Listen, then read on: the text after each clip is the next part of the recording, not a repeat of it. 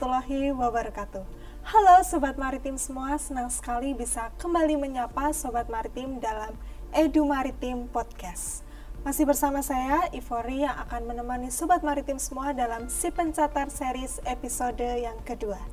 Nah, di episode kali ini kita akan mengulik mengenai tes kesehatan yang akan Sobat Maritim semua lalui di Si Pencatat tahun 2025. Kira-kira seperti apa alur yang akan Sobat Maritim lalui dan juga apa saja yang harus Sobat Maritim semua persiapkan. Nah, pokoknya simak terus podcast kali ini sehingga Sobat Maritim dapat terbantu dalam mengikuti tes kesehatan di Si Pencatat tahun 2025.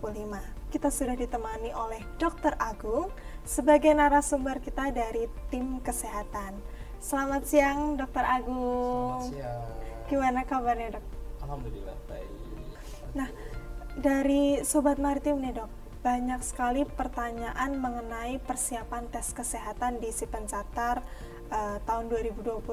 Salah satunya adalah apa saja yang harus dipersiapkan untuk mengikuti tes kesehatan, seperti apa yang harus dibawa, kemudian apa yang harus dipersiapkan, mungkin dari berkas-berkasnya atau dari kondisi dari calon taruna-taruni tersebut. Oke.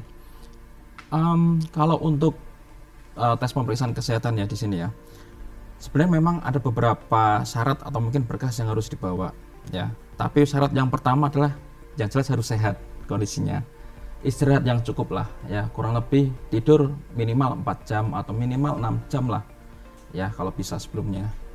Terus nanti juga ada beberapa berkas yang harus dibawa yang sebelumnya bisa di print dari rumah.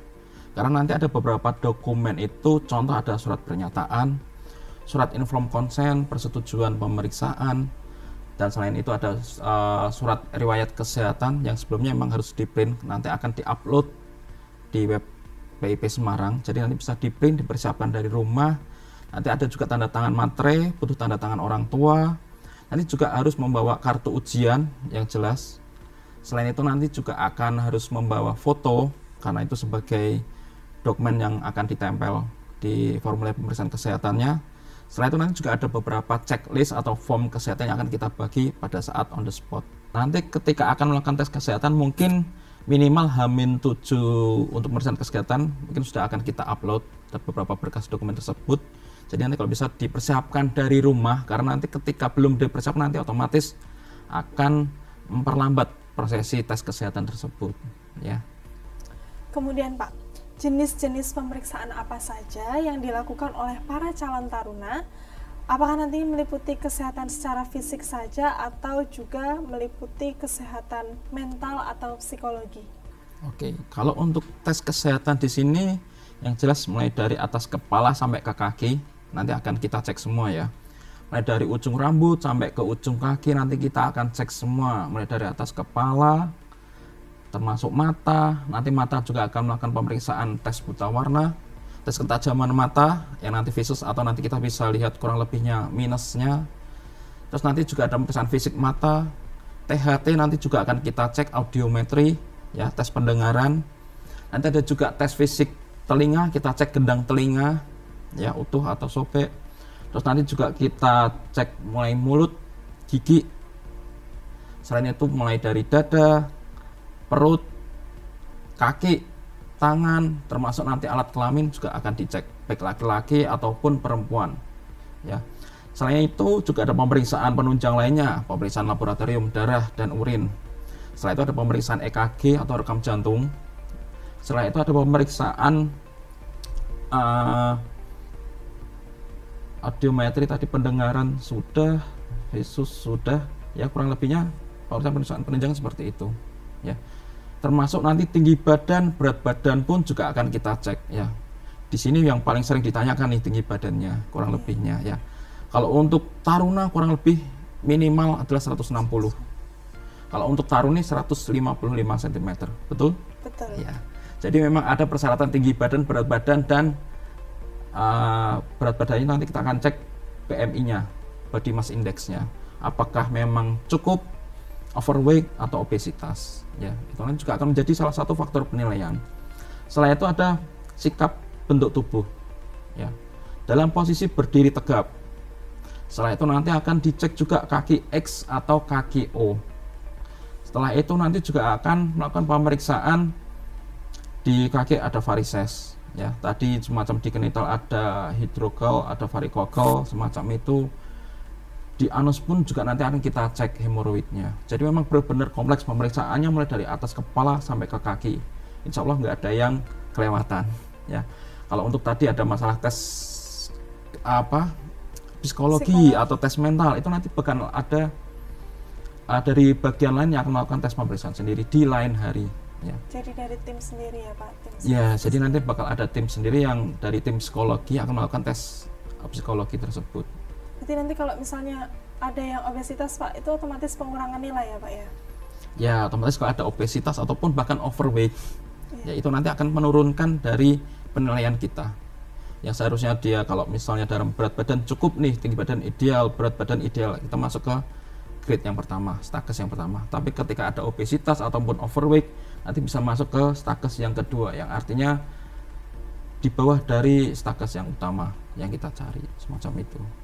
Baik Pak, kemudian ada kondisi kesehatan atau fisik yang secara umum itu dapat menggugurkan calon taruna-taruni itu ada atau enggak Pak?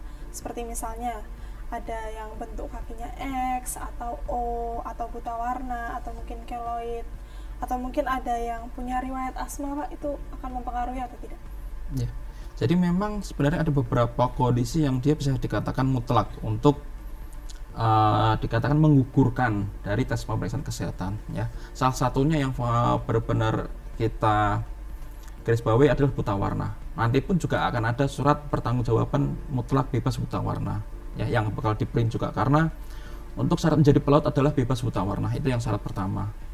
Terus yang kedua mungkin ada beberapa kondisi riwayat penyakit lain yang mungkin bisa menjadi suatu faktor yang bisa menggugurkan. Contoh mungkin punya riwayat asma atau punya riwayat jantung nih.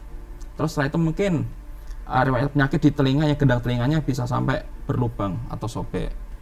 Ada riwayat penyakit yang lain yang beberapa mungkin ya oke lah, kadang mungkin ada yang masih bisa kita tolerir atau mungkin ada yang bisa kita masih bisa masuk ke grade yang di bawahnya yang pertama tadi, semacam itu. Jadi memang ada beberapa kondisi yang itu bisa menjadi mutlak menggugurkan ataupun juga yang masih bisa dalam batas bisa kita tolerir semacam itu. Jadi masih ada toleransi atau pengecualian untuk kondisi kesehatan tertentu ya Pak ya? Ya, jadi memang ada beberapa kondisi itu yang masih bisa kita tolerir ya. Mungkin bisa kita pakai contoh mungkin visus mata ya, tes ketajaman matanya mungkin ada minus yang mungkin masih minusnya itu dikatakan rendah 0,5 atau 0,75 di bawah 1. Oke, itu mungkin masih bisa kita tolerir sedikit lah, bisa masuk ke status grade yang di bawahnya. Atau mungkin dia punya varises juga nih, tapi varisesnya masih grade yang awal, semacam itu. Jadi bisa itu kita tolerir lah.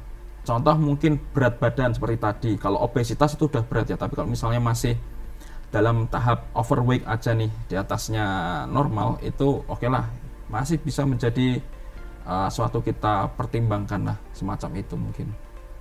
Kemudian Pak, apakah ada perbedaan prosedur antara pemeriksaan calon taruna dengan taruni? Seperti Pak, jadi gendernya. Ada perbedaan nggak? Dulu ada perbedaan nggak? Ketika ada, dites nggak ada ya. Jadi memang ketika melakukan tes pemeriksaan kesehatan itu, kita tidak ada perbedaan baik laki-laki maupun perempuan, betul ya? Betul. Semuanya juga sama, dicek semua mulai dari atas kepala sampai ke kaki, termasuk alat kelamin juga nanti bakal kita cek. Yang membedakan hanyalah mungkin yang memeriksa aja. Iya. Oke ya. Dari di sini kita dokternya. ya dari dokternya. Di sini kita punya 4 dokter di PIP Semarang. 1 dokter laki-laki, saya dan 3 dokter perempuan lainnya. Jadi ketika otomatis ada pemeriksaan tes untuk calon kesehatan yang calon taruni, ya otomatis saya tidak dilibatkan. Ya. Karena beda gender dan nanti bisa ya mohon maaf itu juga sudah bukan ranahnya. Walaupun di dunia kesehatan sebenarnya boleh. Ya, tapi di sini di PIP kita tiadakan semacam itu. Jadi untuk pemeriksaan calon taruni nanti akan diperiksa oleh dokter yang perempuan ya. Jadi memang tidak ada perbedaan. Makanya semua bakal dicek sesuai dengan checklist mulai dari atas kepala sampai kaki, semuanya harus mengikuti semacam itu. Jadi untuk sobat maritim yang malu mungkin ya Pak ya, kalau dicek sama berbeda gender jangan khawatir karena apabila melakukan tes kesehatan di PIP Semarang nanti akan dicek sesuai dengan gendernya masing-masing ya Pak ya. Kemudian apakah Sobat Maritim dengan riwayat operasi tertentu itu memiliki peluang untuk lolos Pak? Oke, berarti kalau untuk riwayat operasi ya di sini kita lihat dulu nih operasinya operasi apa dulu ya. Jadi operasi kan macam-macam, beda-beda ya. Yang paling sering adalah operasi patah tulang dan usus buntu ya. Jadi kalau usus buntu oke, itu masih wajar ya, dalam artian nggak terlalu sampai mengganggu, kecuali kalau operasi masih dalam jangka waktu yang dekat. Kalau untuk patah tulang ini yang sering menjadi pertanyaan juga ya. Kalau untuk riwayat patah tulang nih dok, saya udah punya riwayat patah tulang tapi udah lama, apakah nanti boleh diperbolehkan untuk masuk kayak gitu? Sebenarnya masih boleh, asalkan sampai tidak ada gangguan, dalam artian mungkin tidak sampai yang contoh patah tulang di tangan yang sampai tangannya bengkok, yang sampai tidak bisa untuk push up atau kegiatan lain sebagainya untuk bekerja, otomatis kita cut. Tapi kalau misalnya masih bisa untuk aktivitas, mungkin tidak mengganggu dalam lari, kegiatan fisik lainnya, insya Allah masih bisa. Kecuali kalau misalnya patah tulang nih di tangan atau di kaki dalam jangka waktu masih 1 tahun dan masih pakai pen ya. Kalau masih pakai pen itu otomatis tidak diperbolehkan karena nanti akan mengganggu aktivitas sehari-hari kita, termasuk nanti pun juga bakal butuh waktu untuk ketika melepas pen ya. Jadi memang kita harus cari tahu dulu nih, nanti bakal ditanya oleh tim dokter juga, operasinya itu operasi di lokasi mana, operasi apa ya. Jadi ada yang masih bisa kita tolerir, ada yang benar-benar tidak bisa semacam itu. Kemudian ada kriteria penilaian untuk kondisi kesehatan mata nggak Pak? Seperti minus atau silinder seperti itu Pak? Ya. Jadi memang kalau untuk mata minus atau silinder ya, kalau bisa memang sebenarnya jauh-jauh hari sebenarnya harus mengecek dulu ya, agar tahu kita matanya minus atau silinder. Karena kebanyakan yang menggugurkan juga itu. Jadi kalau memang masalah mata minus atau silinder itu, asalkan mata minusnya masih dalam ya radius yang masih kecil lah, 0,5 atau 0,75 semacam itu, oke, masih bisa sih kita pertimbangkan masuk ke grade bawahnya. Tapi itu juga tidak menjadi jaminan, karena apabila ada yang masih normal, yang dikatakan grade-nya masih bagus, masuk ke stake 1, otomatis kita masih mengambil yang stake 1 ya. Karena di sini kita ada beberapa kondisi yang oke, nilainya bagus bisa masuk ke stakes yang pertama atau mungkin yang stakes yang kedua yang menjadi pertimbangan. Tapi dalam untuk memilih, pastikan kita milih yang stakes pertama dulu ya. Diutamakan yang normal. Diutamakan yang normal dulu, makanya. Jadi kalau bisa silahkan konsultasi dulu ke dokter mata kalau memang matanya minus, atau pakai kacamata, mungkin bisa operasi atau dan lain sebagainya ya. Karena kita masih tetap mengutamakan yang matanya normal tanpa kacamata. Iya, karena banyak nih Pak dari Sobat Maritim yang sebenarnya tuh memiliki keinginan yang besar untuk bergabung menjadi taruna dan taruni PIP Semarang, tapi mereka terkendala dengan mata minus seperti itu. Ya. Jadi memang beberapa kendalanya ya semacam itu. Jadi memang sebelumnya ternyata matanya minus nih, atau bahkan sudah pakai kacamata dan tahu biasanya udah pakai ancang-ancang, biasanya operasi dulu. Tapi ketika banyak juga yang tidak tahu nih, ternyata ketika tes kesehatan di sini, ketika tes pencatar, ternyata baru ketahuannya matanya minus, seperti itu. Kemudian Pak, apakah ada hak dan kewajiban dari calon taruna-taruni selama menjalankan tes kesehatan? Untuk yang menjadi hak dan kewajiban utamanya sebenarnya nggak ada, karena di sini pun juga nggak ada tuntutan khusus sih. Yang penting kan dalam kondisi sehat dan mengikuti semua rangkaian kegiatan ya. Contoh, apabila tidak mengikuti satu, ternyata kurang ronsen atau apa, otomatis kan itu bisa menjadi nilai yang kosong ya. Yang seharusnya dia bisa mengikuti semua, ternyata ada suatu kendala yang dia tidak bisa. Contoh, pernah ada kejadian juga yang ketika ada calon taruna yang periksa kesehatan fisik, ternyata ada dokter perempuan yang meriksa, dia tidak mau ya. Oke, kalau memang dari yang bersangkutan tidak berkenan, otomatis kita berikan hak tersebut ya. Tapi dengan catatan nilainya 0, karena kita tidak bisa menerima, dia tidak mau untuk dinilai. Pernah ada kejadian seperti itu. Jadi memang sebenarnya tidak ada hak dan kewajiban khusus untuk pemeriksaan kesehatan ini. Kemudian Pak, apabila ada peserta yang mungkin merasa ada ketidakadilan atau ketidaksesuaian hasil dalam proses pemeriksaan kesehatan nih Pak, apakah bisa mengajukan keberatan? Waduh, agak berat ya. Jadi Kalau untuk pemeriksaan kesehatan itu sendiri kan sebenarnya kan kita pemeriksaan kesehatan pada saat itu juga ya present time. Jadi apa yang kita nilai, apa yang kita simpulkan adalah berdasarkan data pada saat itu kita melakukan pemeriksaan. Ya. Otomatis mungkin ketika ternyata dulu mungkin tahunya sehat-sehat aja, tapi ketika melakukan tes kesehatan ada masalah, contoh mungkin dulu tidak varises, tapi ketika tes pemeriksaan kesehatan ada varises, ya otomatis itu nanti bisa mengurangi poinnya juga semacam itu ya. Jadi memang ya kalau bisa kita pun juga menyimpulkannya berdasarkan data pada saat itu ya. Kalau pada saat itu memang hasilnya gagal ya otomatis memang gagal ya. Kita tidak pernah mengada-ada karena kita pun juga sudah dituntut kan di profesi kesehatan itu yang namanya sumpah profesi juga. Kita tidak boleh melebih-melebihkan atau mengurang-urangkan dari hasil pemeriksaan. Jadi yang namanya banding atau mungkin mendebatkan hasil ya mohon maaf sebenarnya tidak bisa ya, karena selama ini pun juga belum pernah ada kejadian semacam itu sih. Kemudian Pak, ini kan mereka mau tes kesehatan, tapi di Poli PIP Semarang ini menyediakan nggak Pak kalau mereka ada yang mau tes kesehatan terlebih dahulu, jadi biar mereka tuh bisa mempersiapkan jauh-jauh hari, itu ada Pak? Oke, sebenarnya di PIP Semarang pun, di Poli pun juga kami menyediakan ya, ada beberapa paket juga, karena di sini selain MCU dari MCU untuk pelaut, kita juga melakukan MCU untuk para peserta nih, calon peserta si pencatar ya.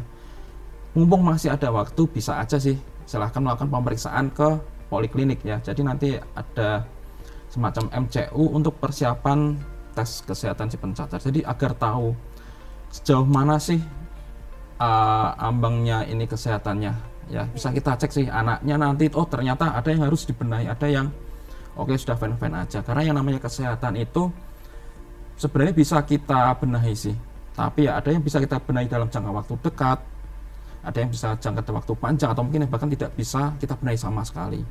Contoh mungkin ya dalam jangka waktu dekat, mungkin contoh berat badan, kalau bisa berat badannya overweight nih, kita bisa mungkin diet atau melakukan olahraga yang lebih lagi agar beratnya ideal, contoh semacam itu. Atau mungkin ketika misalnya contoh matanya ternyata minus, bisa nih operasi lasik kan semacam itu. Untuk yang jangka panjang mungkin yang agak susah ya, mungkin contoh ada riwayat penyakit yang lainnya di telinga, yang gendang telinganya sobek semacam itu tadi, atau mungkin yang lain sebagainya.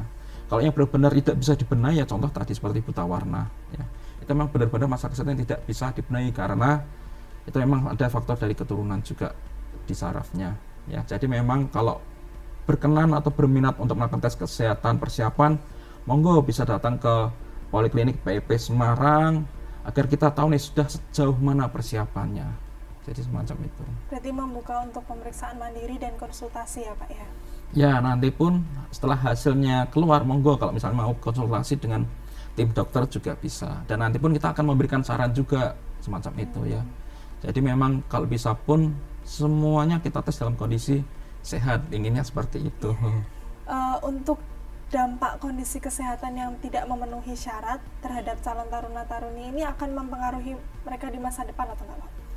Mempengaruhi atau tidak, jelas sangat mempengaruhi ya. Karena kita tahu sendiri, mungkin di Ivory juga udah tahu ketika praktek darat ya kemarin ya. Ketika praktek darat tuh atau praktek laut bahkan sekalipun itu juga pasti benar-benar berat ya. Mulai dari fisik bahkan sampai jam istirahat pun juga kurang ya. Otomatis pun kalau bisa memang dari awal kita juga mencarinya yang bibit-bibit yang benar-benar sehat, tidak ada masalah sama sekali kalau bisa ya. Dan ketika misalnya kita kategorikan tidak memenuhi syarat atau gagal, memang ya itu memang sudah konsekuensinya tidak bisa masuk ke PIP Semarang, karena kita tahu di sini dalam pendidikan pun juga aktivitasnya cukup padat, mulai dari pagi sampai ke malam ya. Bangun mungkin jam 3:30 pagi sudah mulai harus bangun ya. Persiapan untuk subuh bagi yang muslim.